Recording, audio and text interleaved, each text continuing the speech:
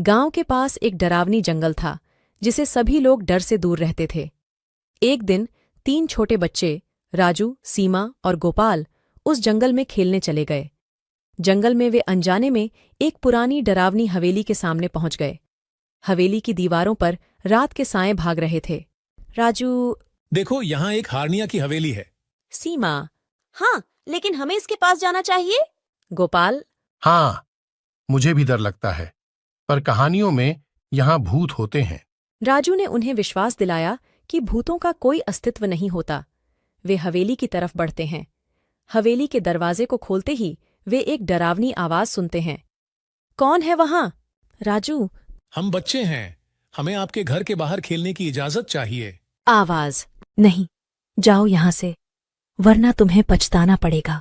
वे सभी बच्चे घबराए और हवेली के बाहर चले जाते हैं, लेकिन उन्हें लगता है कि हवेली में कुछ खोया हुआ है।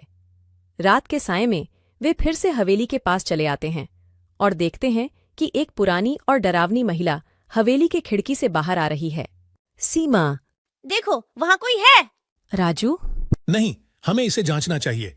गोपाल, पर यह सब बहुत डरावना है। राजू और सीमा गोपाल को संभालते हैं और वे सभी मिलकर वहां के हर कमरे को जांचते हैं, लेकिन उन्हें कुछ भी अजीब नहीं मिलता है। फिर उन्हें एक गुप्त रास्ता मिलता है जो उन्हें हवेली से बाहर निकलते हैं। उन्होंने जंगल की ओर देखा और वहां उन्हें उनके चारों तरफ कई दीवारें और खिलवटें दिखाई देती हैं। राजू, ये बहुत डरावना है, हम यहाँ से निकलना चाहिए।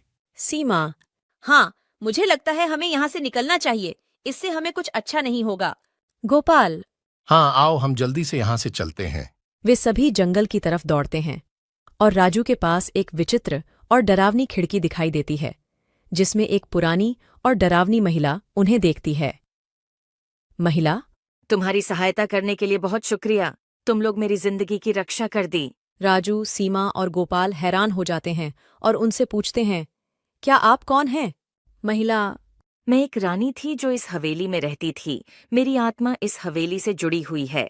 तुम्हारी सहायता से मुझे मोक्ष मिला है। राजू, सीमा और गोपाल हवेली से बाहर निकलते हैं और वहां से दूर भागते हैं। वे जंगल के बाहर पहुंचते हैं और वहां वे एक खुश और मुस्कुराते हुए बच्चों की तरह खेलते हैं। वहां का नजारा डरावना और आश्चर्यजनक था और इसे देखकर वे समझते हैं कि वास्तव में भूतों का कोई अस्तित्व नहीं होता। यह हवेली उनके लिए एक यादगार अनुभव बन गई।